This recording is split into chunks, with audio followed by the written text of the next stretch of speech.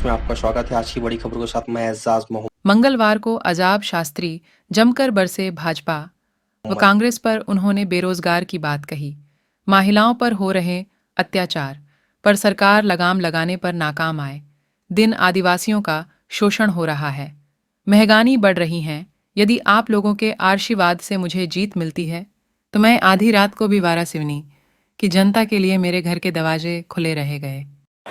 दोस्तों, हमारा जो गठबंधन हुआ है गोंडवाना और बहुजन समाज पार्टी का, ये जब गठबंधन नहीं हुआ था तो पेपर, पत्रिका, टीवी, सोशल मीडिया सब ये लिखते थे कि कोई लिखता था कांग्रेस की सरकार बन रही है, कोई लिखता था भाजपा की सरकार बन रही है। लेकिन जिस दिन से गोंडवाना और बहुजन समाज पार्टी का गठबंधन हुआ, पेपर, मीडिया और पत्रिका ये लिखते हैं कि मध्य प्रदेश में जिसकी भी सरकार बनेगी वो गोंडवाना और बीएसपी के बगैर नहीं बनेगी। चले, सरकार बनाने में गोंडवाना और बहुजन समाज पार्टी का अहम रोल बनेगा। पिछले बार भी मध्य प्रदेश की जो सरकार बनी थी कमलनाथ की, वो शुद्ध रूप से कांग्रेस की सरकार नहीं थी, क्योंकि वाराणसी उन्हीं के कांग्रेसी बड़े झूठे हैं। और झूठे कांग्रेसी ये बताते हैं कि हमारी कांग्रेस की सरकार थी। अरे मेरे भाई, मोबाइल का जमाना है, इंटरनेट का जमाना है, कांग्रेस की बहुमत की सरकार नहीं थी। मध्य प्रदेश में किसी भी सरकार को बहुमत नहीं मिला था।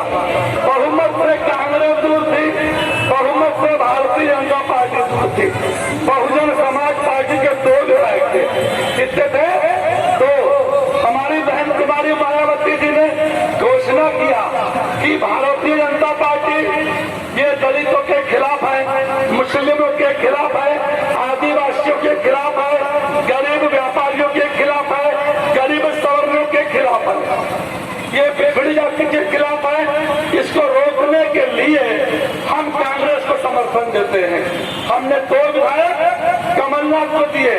जैसे ही बहन कुमारी मायावती जी ने ये घोषणा किया कि बसपा का समर्थन कांग्रेस को रहेगा, तो निर्दलीय जो 4-5 विधायक थे वो कांग्रेस में जमा हो गए।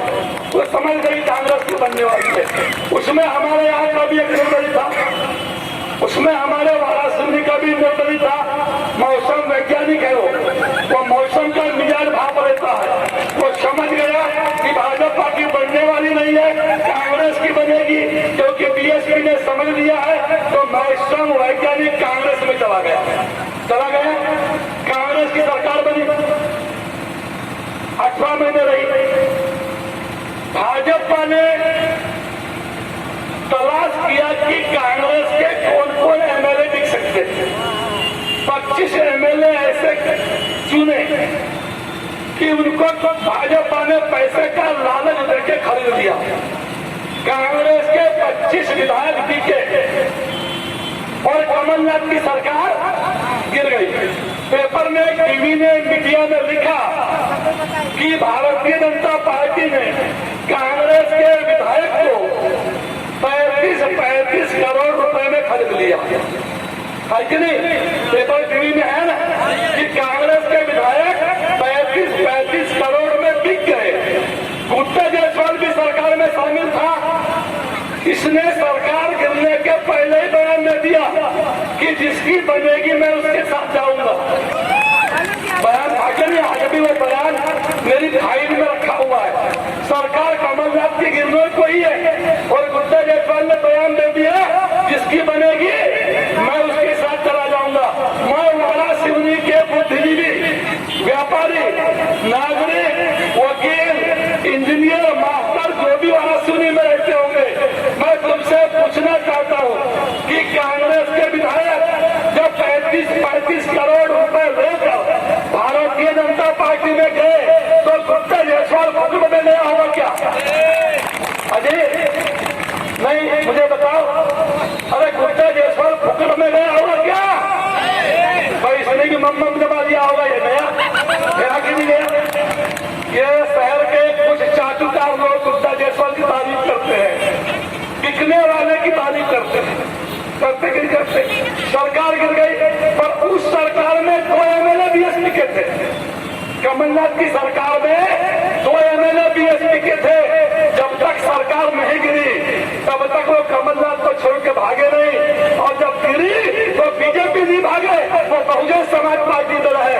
तो पूछना चाहता हूँ कि बिकाऊ कौन है? अरे बिकाऊ कौन है ये मैं पूछना चाहता हूँ। बहुजन समाज पार्टी का आदमी बिकाऊ है कि कांग्रेस का आदमी बिकाऊ है, ये बताओ। अरे कौन बिकाऊ? भाई कांग्रेस का आदमी बिकाऊ है, तब तो विधायक बिका कि नहीं बिका? अभी जो कांग्रेस का एक भी कांग्रेसी जिंदा नहीं बचा क्या? आज जो कांग्रेस का गमछा लेके घूम रहे हैं वाराणसी में, इनसे एक सवाल जरूर पूछ लेना कि भैया तुम बड़े पक्के कांग्रेसी दिखते हो, तो पिछले बार के चुनाव में कहां मर गए थे? भाई जो कांग्रेस का गमछा लेके घूम रहे हैं, उनसे वोट देने के पहले एक सवाल जरूर पूछ लेना। विक्की पटेल से एक सवाल इस वाराणसी की जनता पूछ ले कि विक्की पटेल जी, तुम कांग्रेस का गमछा लेके घूम रहे हो, तुम पक्के कांग्रेसी हो क्या? अगर पक्के कांग्रेसी होते तो संजय सिंह मसानी के साथ रहते, हार जीतो भी होती। लेकिन तुम कहाँ चले गए? तुम गुड्डा जायसवाल के ट्रैक्टर पे चले गए। चले गए पूरे कांग्रेसी भागे, छोटे कांग्रेस। आज वो बता रहे हम पक्के कांग्रेसी, ईमानदार कांग्रेसी बोले, है कि नहीं? ये नकली कांग्रेसी, असली कांग्रेसी नहीं। असली कांग्रेसी तो इस शहर में एक व्यक्ति बचा, उसका नाम है अनिल टिपरेवाल। वो असली कांग्रेसी है। वो संजय सिंह के साथ रहा, बाकी तो छोड़ के भाग गए।